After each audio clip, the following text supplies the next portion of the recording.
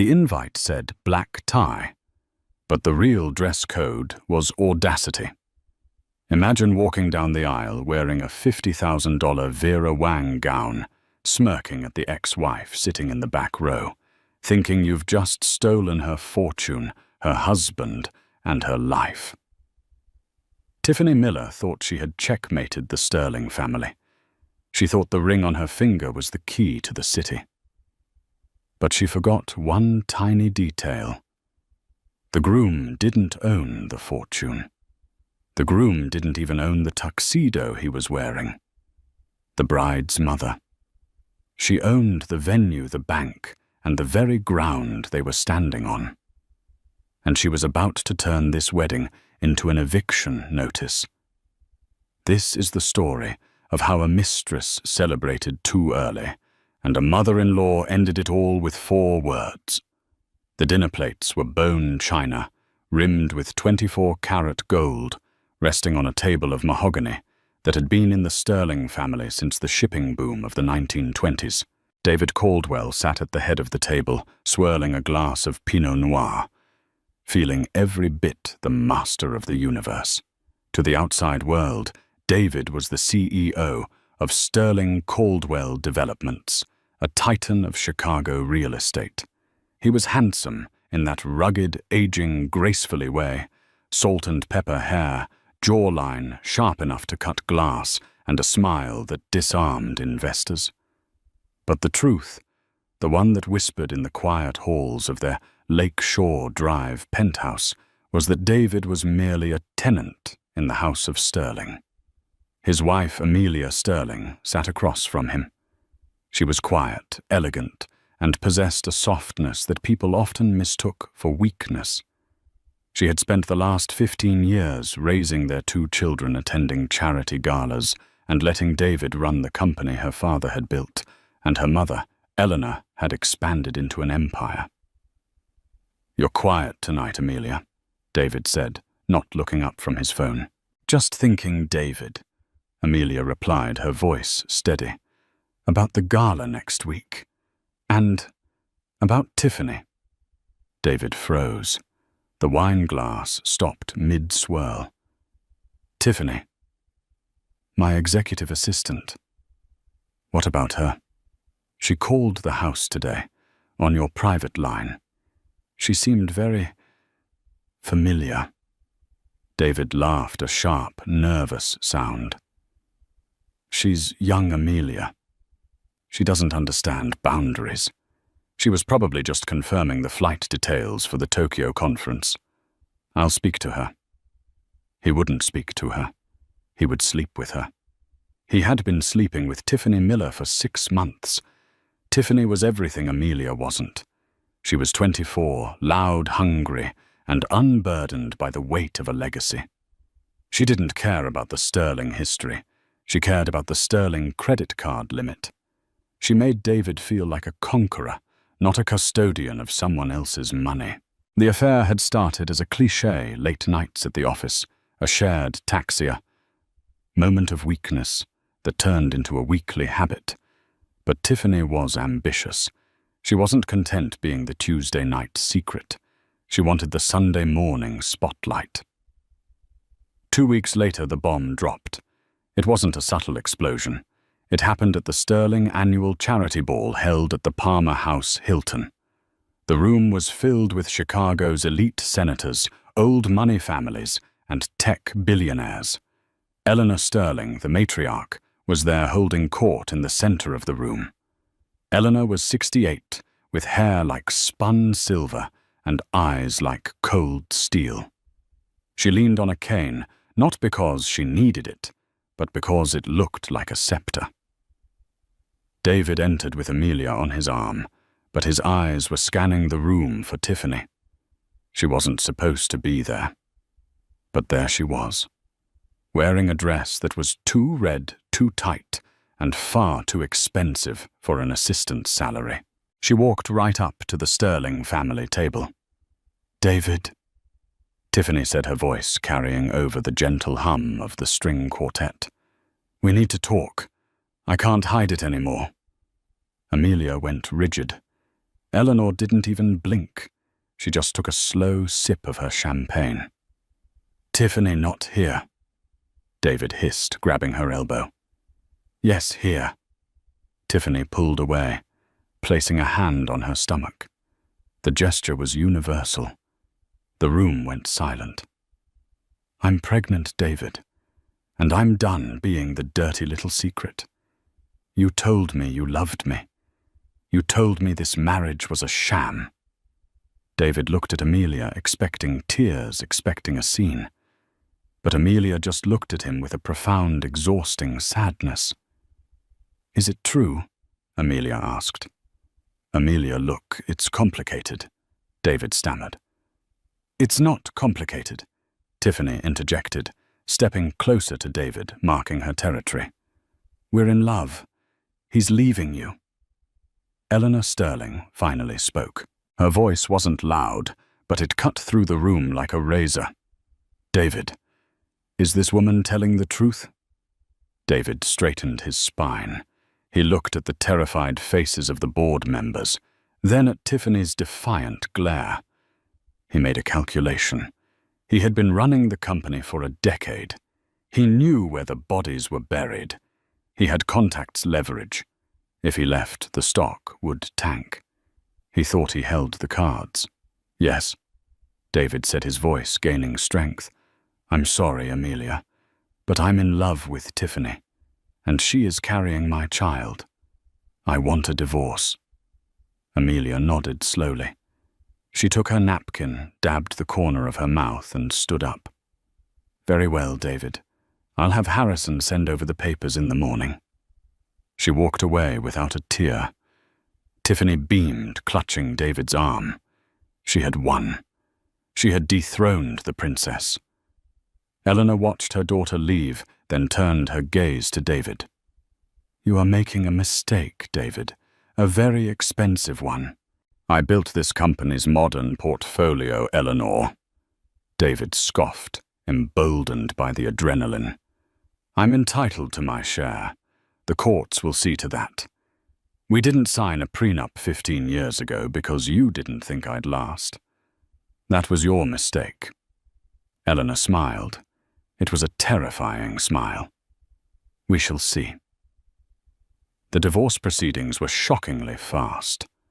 David and Tiffany couldn't believe their luck. Amelia didn't fight for the house. She didn't fight for the cars. She didn't even fight for the primary custody of the dog. She just wanted it over. "She's weak," Tiffany said, lounging by the pool of the penthouse David was currently renting at the company's expense. "She knows she can't keep a man like you. She's just rolling over." David, however, was slightly uneasy. Harrison Clark, the Sterling family lawyer, was a shark. He had once sued a hurricane for property damage and won. For him to simply hand over a settlement agreement that gave David a lump sum of $10 million and a clean break seemed too easy. "It's 10 million, Tiff," David said, looking at the papers. "I expected more. Half the assets would be in the hundreds of millions." "Take it," Tiffany urged, sipping a mimosa. "We don't need the headache. 10 million is enough to start your own firm. Plus, think about the wedding we can have. We need to rebrand you. New wife, new life, new empire." Tiffany was already planning the wedding before the ink on the divorce papers was dry. She wanted it to be the event of the decade. She wanted to rub Amelia's nose in it. "I want the grand ballroom at the Sterling Plaza Hotel," Tiffany announced. David choked on his coffee. "Tiffany, that hotel is the flagship property of my ex-wife's family. It's literally named after them." "Exactly," she smirked. "It's the most exclusive venue in the city. If we book it, it shows we aren't afraid. It shows we are the new power couple. Besides, they can't legally refuse service just because of a grudge. That's discrimination." Against his better judgment, David agreed. He wanted to show Eleanor that he wasn't afraid of her. The planning was a spectacle of excess. Tiffany hired Amelia's former florist, offering double the rate. She tried to poach the Sterling's private chef. She bought a dress that cost more than the average American home. Months passed. The date was set for a Saturday in June. Strangely, the booking at the Sterling Plaza was accepted without a hitch. The manager was polite, professional, and accommodating. When Tiffany demanded the royal suite for the bridal prep, it was given to her complimentary. "See," Tiffany gloated, "they're afraid of you, David. They know you could expose their business secrets if they cross you. We own this city now." But there were cracks in the facade. 2 weeks before the wedding, David tried to access his offshore accounts to pay the caterer. Access denied. He called the bank. "Security frees Mr. Caldwell. Standard procedure during large transfers. It should be cleared in 48 hours. It took 72 hours. Then his credit card was declined at a business lunch. "A clerical error," the bank assured him. Then came the gift. 3 days before the wedding, a courier arrived at David and Tiffany's apartment. He carried a small velvet box. Inside was a vintage Cartier watch, a tank watch gold with a leather strap. It was David's style, but it looked old. There was a note. It was handwritten on heavy, cream-colored cardstock. "To new beginnings. May you get exactly what you deserve. Eleanor." "Is this a threat?" Tiffany asked, holding the watch like it was a grenade. "It's a watch, Tiffany. A peace offering," David said, strapping it on. "She knows she's beaten. She wants to maintain a relationship so she can see the grandkid when it's born." Tiffany rubbed her belly, which was just starting to show a small bump. "Well, she can forget that. She's not seeing this baby. This baby is a Caldwell, not a Sterling." The morning of the wedding arrived. The sky over Chicago was a brilliant, cloudless blue. The Sterling Plaza was buzzing. Paparazzi, tipped off by Tiffany herself, were camped outside the entrance. Tiffany sat in the royal suite, surrounded by 5 bridesmaids she had known for less than a year. She looked in the mirror. She looked perfect. "This is it," she whispered to her reflection. "From intern to icon." Down in the groom's holding room, David was adjusting his tie. He felt a strange knot in his stomach. He tried to check his bank balance on his phone, just a nervous habit lately, but the app wouldn't load. No service. Probably just the thick walls. His best man, a guy named Greg he knew from the golf club, said, "You ready, man? You're marrying a model 20 years younger than you. You won the lottery." "Yeah." David smiled, pushing down the anxiety. "I won." The ceremony was set to begin at 4:00 p.m. The grand ballroom was draped in white orchids and crystals. 400 guests had arrived.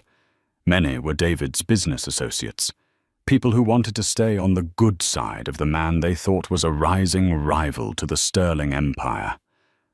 But as the guests took their seats, a murmur went through the crowd. Sitting in the very back row, dressed not in black, but in a stunning, vibrant emerald green suit, was Eleanor Sterling. She wasn't crying. She wasn't frowning. She was checking her watch. David walked down the aisle to the altar. He saw Eleanor. He nodded at her, a gesture of dominance. "I'm here in your hotel marrying my mistress, and there's nothing you can do." Eleanor didn't nod back. She simply turned her head and signaled to a man standing in the shadows of the side exit. It was Harrison Clark, the lawyer. He was holding a thick manila folder. The music swelled. The doors opened. Tiffany appeared. She walked down the aisle, a vision in white lace, soaking in the envy of every woman in the room. She locked eyes with David. She didn't look at Eleanor. Eleanor was the past. Tiffany was the future. She reached the altar. The priest began. Dearly beloved, we are gathered here today. Everything was going according to plan, until the part where the priest asked if anyone can show just cause why this man and this woman may not lawfully be joined together, let them speak now or forever hold their peace. Usually this is a formality, a moment of silence. But today the silence was broken by the sharp, rhythmic tap-tap-tap of a cane on the marble floor. Eleanor Sterling stood up. The room gasped. Tiffany spun around her veil, whipping. "Sit down, you old hag," she hissed, forgetting her microphone was already clipped on. Her voice boomed through the speakers. Eleanor didn't sit.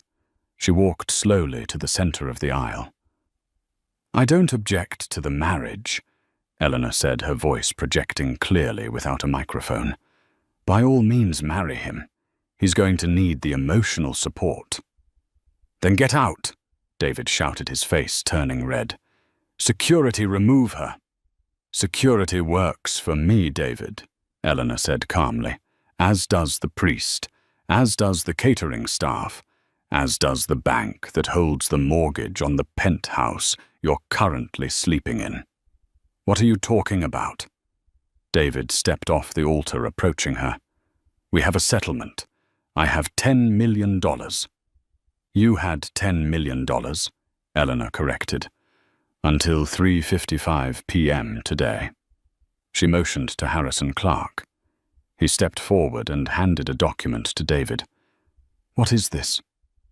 David's hands were shaking. "That," Eleanor said, a cold smile touching her lips, "is the activation of the morality and competence clause hidden in the bylaws of the shell company you thought you were transferring your assets to. You see, David, you didn't build the modern portfolio. You signed the paperwork I prepared for you for 10 years.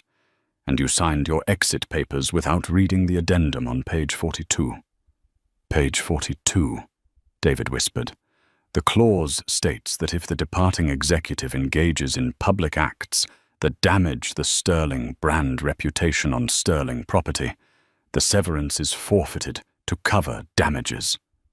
This is nonsense. I'll sue you." "You can try," Eleanor said. "But you'll need a lawyer, and since I've frozen your accounts pending a fraud investigation regarding the Tokyo expenses Tiffany booked, I don't think you can afford one." Tiffany ran down the aisle, grabbing David's arm. "David, what is she saying?" "Tell her to stop." Eleanor looked at Tiffany. "And you, my dear, I hope you enjoyed the bridal suite. The bill is on the counter. Since the wedding is no longer a corporate event, seeing as David is no longer a corporate entity, the friends and family discount has been revoked." "You can't do this," Tiffany screamed. "I already did," Eleanor replied. She looked around the room at the stunned guests. "Ladies and gentlemen, the bar is now open. However, it is a cash bar. The groom's tab has been declined." The silence that followed Eleanor Sterling's departure was heavier than the crystal chandeliers hanging above. For a few seconds, the 400 guests sat frozen like statues in a museum of disaster. Then the murmurs started. It sounded like the buzzing of 1,000 angry hornets. David stood at the altar, his face a mask of pale shock. He looked at the priest. Father Reynolds, a man he had played golf with just last month. "Father." David stammered, forcing a smile that looked like a grimace. "Let's continue. Just a family squabble. You know how it is. Eleanor is eccentric." Father Reynolds closed his Bible with a soft thud. He adjusted his glasses and looked at David with pity, but mostly with professional detachment. "I'm afraid I cannot, David. The Archdiocese has strict rules regarding the sanctity of the venue. And as Mrs. Sterling pointed out, the permit for this ceremony was revoked 10 minutes ago. Technically, we are trespassing." "Trespassing?" Tiffany shrieked. She looked like a deranged princess, her mascara beginning to run as the heat of the moment flushed her skin. "I am the bride. This is my day. You work for God, not for that old witch. God may overlook your sins." "Ms. Miller," the priest said, stepping down from the altar and walking toward the exit. "But the Sterling Plaza management does not overlook unpaid invoices." The guests didn't wait to be told twice. It started with the B-list business associates, the ones who were only there to network with David. They stood up, checking their phones, pretending to have emergencies. Then the socialites, realizing there would be no open bar and no lobster thermidor, gathered their clutches and hurried toward the exits. "Wait!" David shouted, running down the aisle, grabbing the arm of a man in a grey suit. It was Jonathan Eames, a venture capitalist David was counting on for seed money for his new firm. "Jonathan, don't leave. It's a misunderstanding. We'll go to the secondary venue. We can—" Jonathan pulled his arm away as if David were contagious. "David, let go. I just got an alert on my Bloomberg terminal. Sterling Caldwell stock just jumped 4% on the news of your termination and the internal audit. You're toxic, man. Don't call me." Within 15 minutes, the grand ballroom was empty. The only people left were David Tiffany, her 5 confused bridesmaids, and the hotel staff, who were now efficiently stripping the tables of the silverware and centerpieces. A man in a sharp tuxedo walked up to them. It was Mr. Henderson, the general manager of the hotel. He held a silver tray, but instead of champagne, it held a folded piece of paper. "Mr. Caldwell," Henderson said, his voice smooth and cold, "please find the itemized bill for the services rendered thus far." "Bill?" David laughed hysterically. "Put it on my account, or send it to the penthouse. As Mrs. Sterling mentioned, you no longer have an account, and the penthouse lease has been terminated effective immediately due to a violation of the moral turpitude clause in your occupancy agreement." Henderson extended the tray. "We require immediate payment for the floral arrangements, the security setup, the room rentals, and the cancellation fee for the catering. The food, alas, will be donated to a shelter, but the preparation costs stand." Tiffany snatched the paper. Her eyes widened. $85,000. "For a wedding that didn't happen." "For a wedding you booked, Ms. Miller," Henderson corrected. "We accept all major credit cards, although I believe the terminal declined your Amex earlier." "David, do something!" Tiffany screamed, throwing the paper at his chest. David pulled out his wallet. His hands were shaking so hard, he dropped 2 cards on the floor.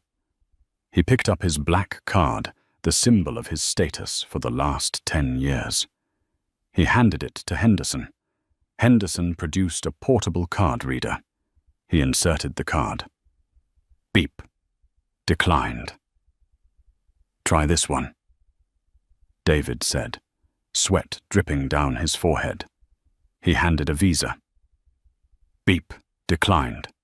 Card reported stolen. "Stolen." David choked. "I didn't report it. Stolen. Mrs. Sterling is the primary account holder on the family trust that backs these cards," Henderson explained patiently. "She reported them compromised about 20 minutes ago." Tiffany was hyperventilating. "My parents are here. My dad is in the lobby. He can pay." David looked at her. Tiffany came from a modest background in Ohio. Her father was a retired high school football coach. He didn't have $85,000 liquid. He probably didn't have that in his retirement fund. "We can't ask your dad, Tiffany," David hissed. "It's humiliating enough." "Then what do? "We leave," David said, grabbing her hand. "We just leave. They can't keep us here."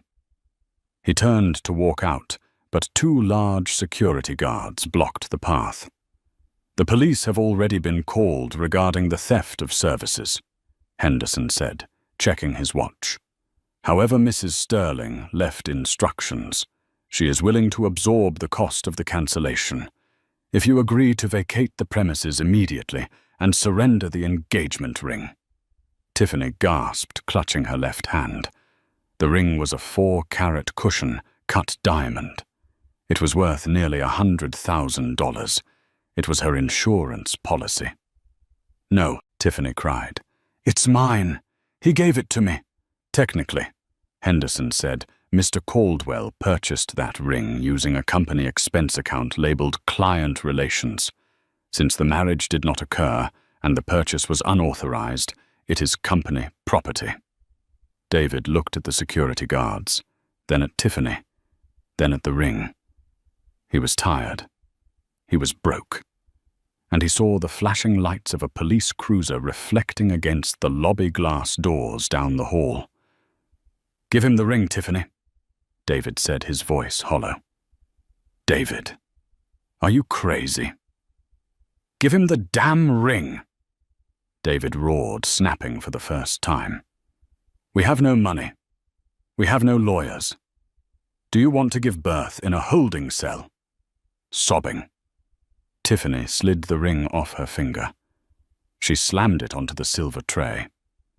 "Excellent choice," Henderson said, pocketing the ring. "The service exit is through the kitchen. Please ensure you do not disturb the guests in the lobby on your way out." The fall from grace wasn't a slide. It was a cliff. 3 days later, David and Tiffany were sitting in the living room of Tiffany's old apartment. It was a cozy 1-bedroom in a gentrifying neighborhood, which was a polite way of saying it was small, smelled faintly of cat litter from the neighbor's unit, and the sirens outside never stopped. David was sitting on a beanbag chair, the only furniture Tiffany owned besides her bed and a scratched IKEA table. He was wearing the same suit trousers from the wedding, though he had finally taken off the tuxedo jacket. "We need to sell the car," Tiffany said. She was pacing the small room, eating dry cereal out of the box because they hadn't gone grocery shopping. "The Porsche is a lease, Tiffany." David rubbed his temples. "I don't own it. The company is coming to collect it tomorrow." "Well, what do you own, David?" she snapped. "Because for the last 6 months, all I heard was how you were the brains behind Sterling Caldwell, how you were the genius, how you made them all the money." "I am the genius," David shot back. "I made the deals, I designed the skylines. Then why can't you get a job?" That was the question. David had spent the last 72 hours making calls. He had a Rolodex of contacts that would make a senator jealous. He had called headhunters, painful developers, even old college buddies. The response was identical every time. Silence, or worse, polite refusal. David loved to help, but we're in a hiring freeze. "David, honestly," Eleanor called. She didn't say much, just asked if we were hiring you. The implication was enough. "We can't lose the Sterling contract." "David, who is this? Please remove this number." He was radioactive. Eleanor hadn't just fired him. She had blackballed him from the industry. She had effectively erased his career. "I have an interview today," David said, standing up and trying to smooth the wrinkles in his shirt. "With Marcus Thorne. He's Eleanor's biggest competitor. He hates the Sterlings. He'll hire me just to spite her." "He better," Tiffany muttered, "because the rent on this place is due in a week, and I spent my savings on the bridesmaids' dresses." David took an Uber to the Thorne Tower. He couldn't afford the premium ride, so he arrived in a Toyota Corolla that smelled like stale smoke. He walked into the lobby, chin up, trying to channel the arrogance he used to wear, like a second skin. He was kept waiting in the lobby for 45 minutes. Finally, a secretary called him back. Marcus Thorne didn't meet him in a boardroom. He met him in a glass-walled office overlooking the city David used to rule. Marcus was a young, aggressive developer who usually wore sneakers with his suits. David Caldwell. Marcus grinned, not standing up to shake hands. The man of the hour, or should I say the man of the viral video? David winced. Someone had filmed the wedding interruption. It had 2 million views on TikTok. The caption was #groom owned by Grandma. I can bring a lot to your firm, Marcus, David said, ignoring the jab. I know the Sterling strategy inside and out. I know their weak points. I can deliver the River North project to you. Marcus laughed, leaning back in his chair. The River North project, David Eleanor, sold me the land for that project this morning. David froze. What? She called me at 8 a.m., offered me the prime lot at 20% below market value. A steal. Absolute robbery. Why would she do that? David asked, his mind reeling. She said it was a consulting fee. Marcus smiled cruelly. The condition of the sale was that I bring you in here, listen to your pitch, and then tell you exactly why you'll never work in this town again. David felt the blood drain from his face. You took a bribe to humiliate me. Business is business, David. And Eleanor Sterling is the best in the business. She told me to tell you that the audit on the Tokyo accounts is complete. Apparently charging a $15,000 escort service to the company card as translation services is a felony. She's handing the file to the district attorney tomorrow. David stood up, his legs feeling like jelly. The Tokyo trip. That was when he first took Tiffany. He had gotten sloppy. He thought he was untouchable. I need to go, David whispered. One more thing, Marcus called out as David reached the door. She said to tell you that she's willing to drop the criminal charges, if you agree to her terms. David turned around. What terms? She wants you to leave Chicago, permanently, and she wants you to sign a confession admitting to the embezzlement just to keep in her safe. You sign she doesn't press charges. You stay. You go to prison. David walked out of the Thorn Tower into the blinding sunlight. He felt nausea rising in his throat. He pulled out his phone to call Tiffany to tell her they had to run. They had to go to her parents in Ohio, or maybe Florida. Somewhere Eleanor couldn't reach, but his phone buzzed with a text from Tiffany first. David, where are you? 2 men are here. They say they are from the bank. They're taking the TV and my laptop. They say my name was on the secondary credit card you used for the furniture. Do something. David stared at the phone. He realized then that Eleanor wasn't just punishing him. She was dismantling him piece by piece. He didn't reply. He walked to a park bench and sat down. He watched the people walking by, happy couples, businessmen on calls, tourists. He looked at his wrist to check the time, but the wrist was bare. He had sold the Patek Philippe yesterday for cash to pay for the movers. He had the gold Cartier watch Eleanor had sent him. The gift. He dug it out of his pocket. He hadn't worn it since the wedding. He looked at the back of the watch case. There was an inscription he hadn't noticed before. He squinted to read the tiny cursive engraving. Time runs out for everyone. Tick-tock. David put his head in his hands. He was 45 years old. He had a pregnant mistress he didn't love, $0 in the bank, and the most powerful woman in Chicago hunting him for sport. He needed a drink. But he realized, with a jolt of pathetic irony, he didn't even have enough cash in his pocket for a beer. The apartment walls were thin enough that David could hear the neighbor coughing, but the silence between him and Tiffany was deafening. It had been 4 days since the wedding. 4 days of instant noodles, sleeping on a mattress on the floor and watching his phone battery die because the charger had been in the Porsche that was repossessed.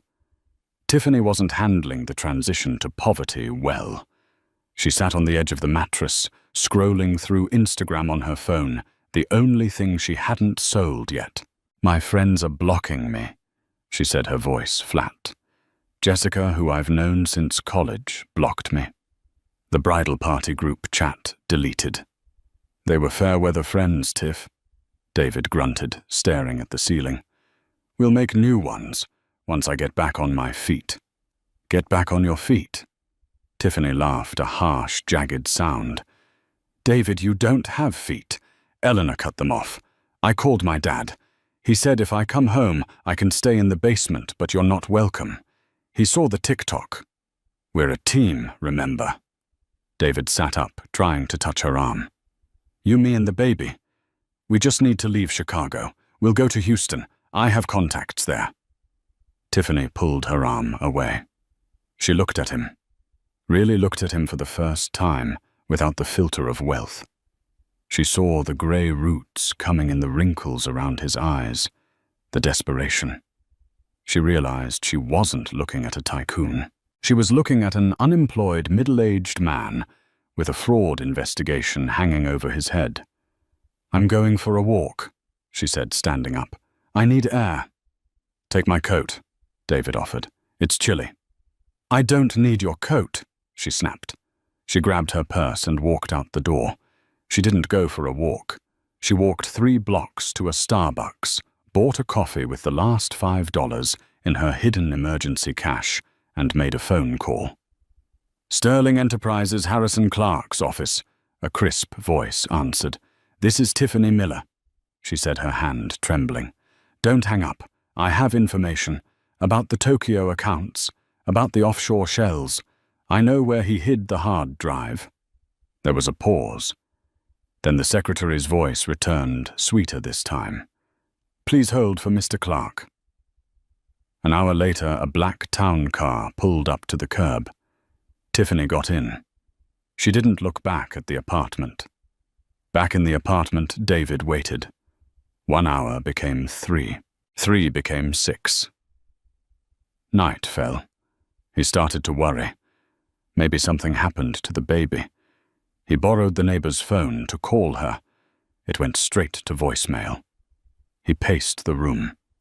Then he noticed something. The closet door was slightly ajar.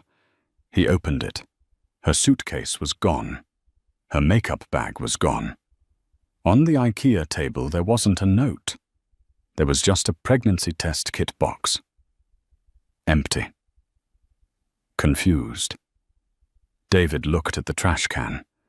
Sitting right on top was the test stick. He picked it up. He squinted at the little window. 1 line. Negative. He dug through the trash. There were 3 other tests, all negative. The realization hit him like a physical blow. She was never pregnant. It was a trap. The baby was just a leverage play to get the ring, to get the wedding, to lock him down before he could change his mind.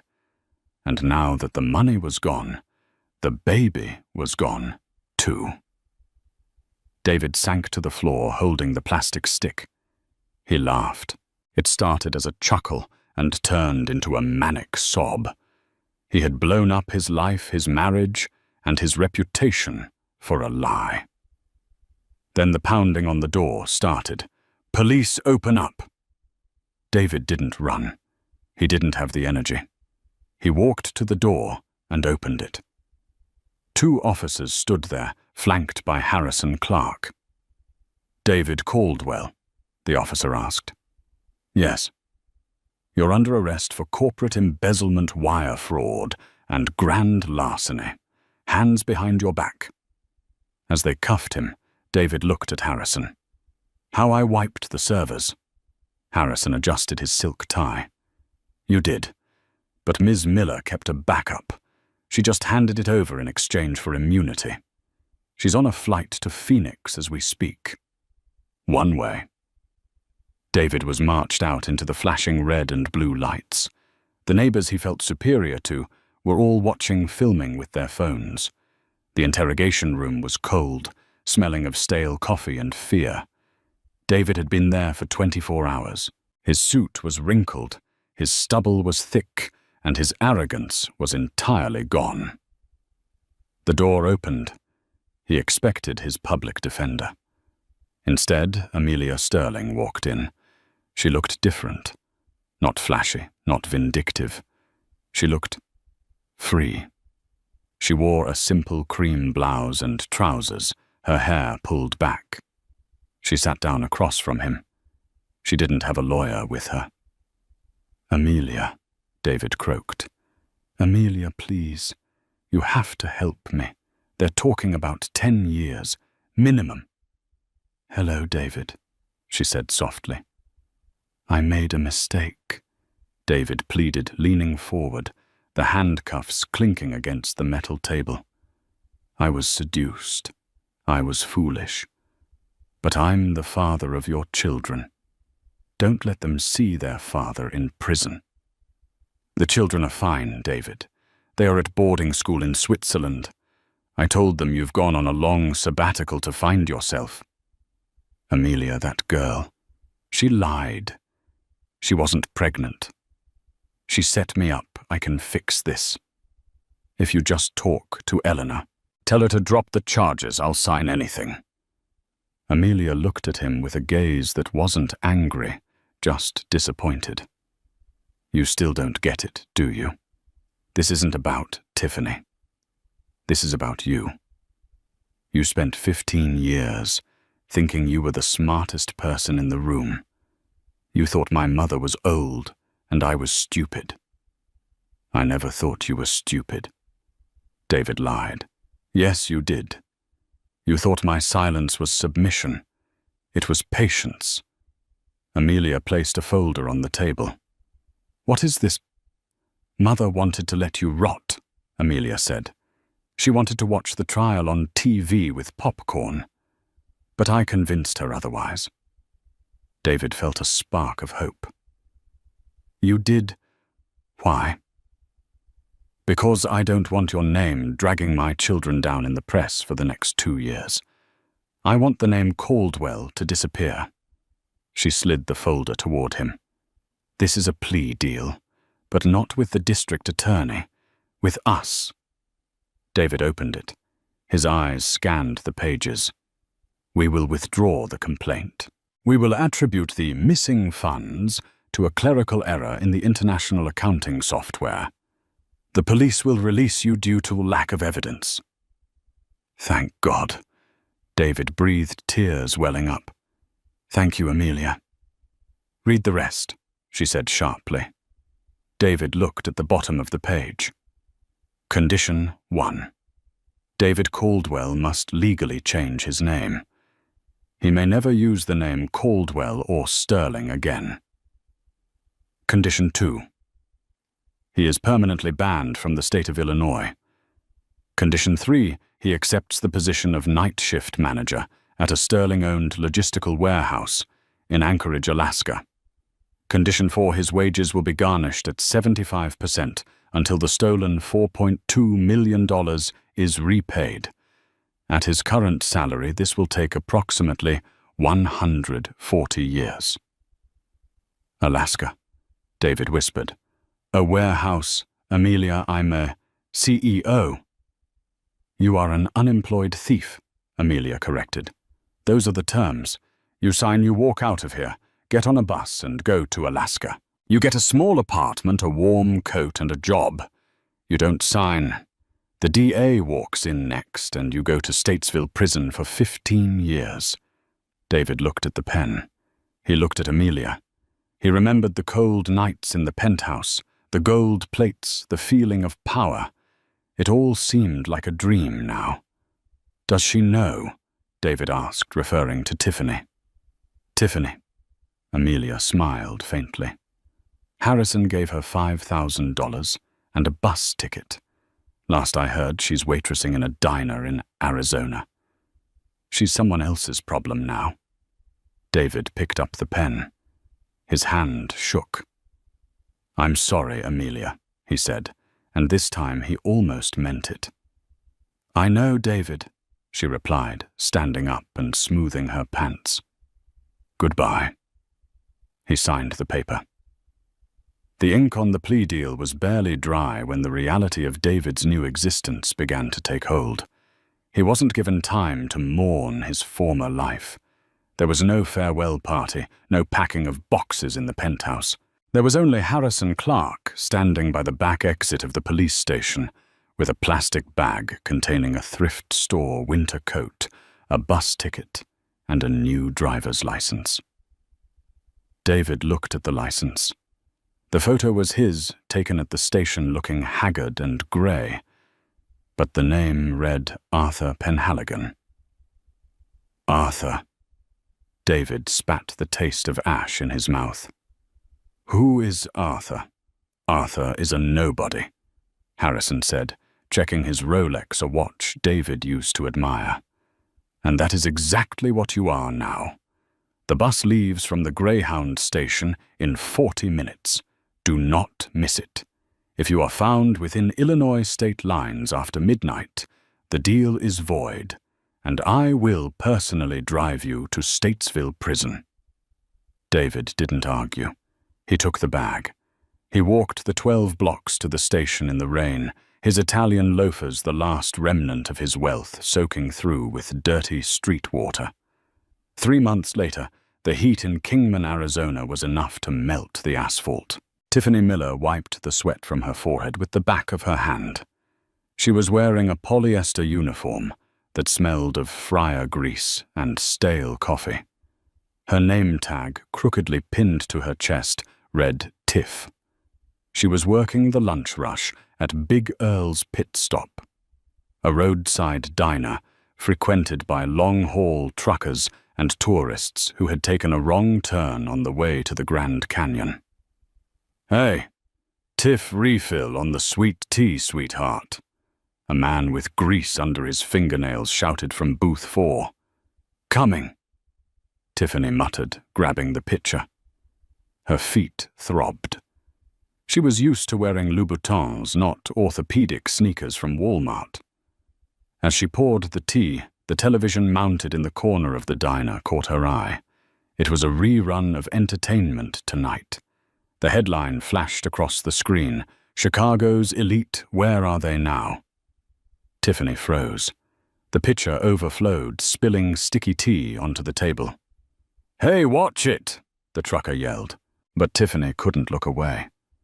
On the screen was a photo of her and David from the wedding day, the moment before Eleanor stood up. The caption read, The Billionaire Wedding That Wasn't. The host was laughing, making a joke about gold diggers digging their own graves. Then the image changed.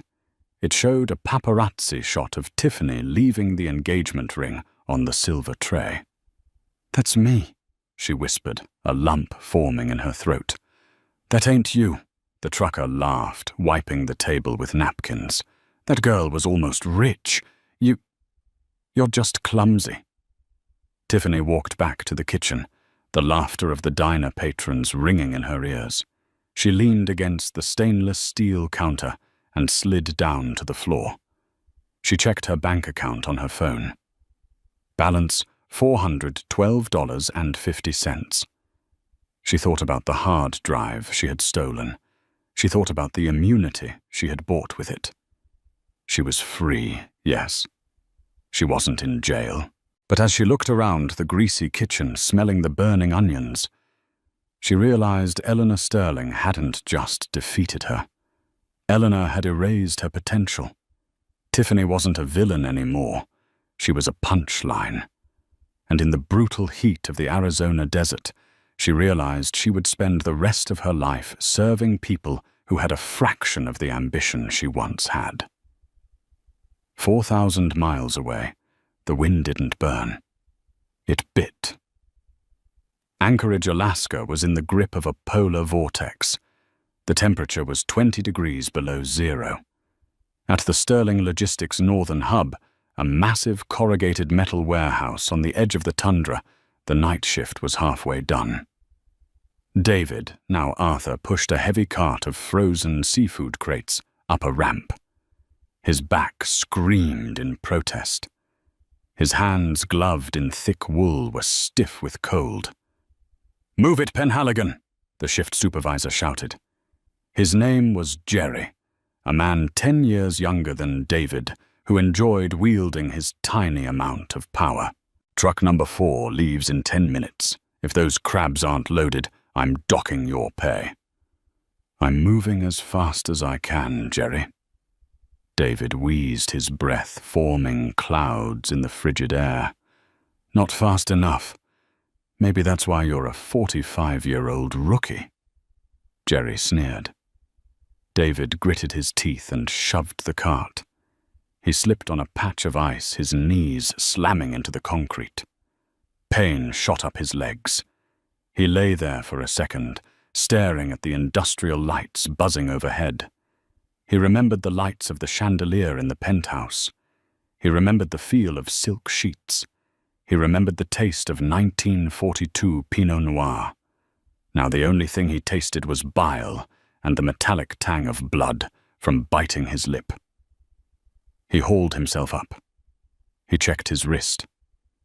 The Cartier watch Eleanor had given him, the one with the inscription, "Time runs out for everyone," was still there. He had tried to pawn it his first week in Anchorage. The pawnbroker had laughed at him. "This is a replica, pal," the pawnbroker had said. "Good gold plating, but the movement is cheap Chinese quartz, worth maybe $50. Even the gift was a lie. Eleanor hadn't given him a family heirloom. She had given him a prop, a reminder that his entire life with the Sterlings had been an imitation of value. At 6 a.m. the shift ended. David walked to the break room to collect his pay stub. He tore open the envelope. Gross pay, $800. Federal tax, $120. State tax, $0. Court-mandated restitution, Sterling Trust, minus $600. Net pay, $80. $80 for 60 hours of back-breaking labor. David stared at the number. He did the math again in his head. At this rate, he would pay off the $4.2 million debt in roughly 150 years. He wasn't working to pay it off. He was working to survive until he died. He walked out into the snow, the wind howling like a banshee. He pulled his collar up. There was no escape. The Sterling arm was long, and its grip was iron. He was a hamster in a frozen wheel, running toward a horizon he would never reach. Back in Chicago, the seasons were changing, but the atmosphere inside the Sterling Plaza Hotel was eternal spring. It was the 1-year anniversary of the wedding that wasn't, though no one called it that anymore. Tonight was the Phoenix Gala, a celebration of Sterling Enterprises' record-breaking fiscal year. The grand ballroom was unrecognizable from the disaster of the previous year.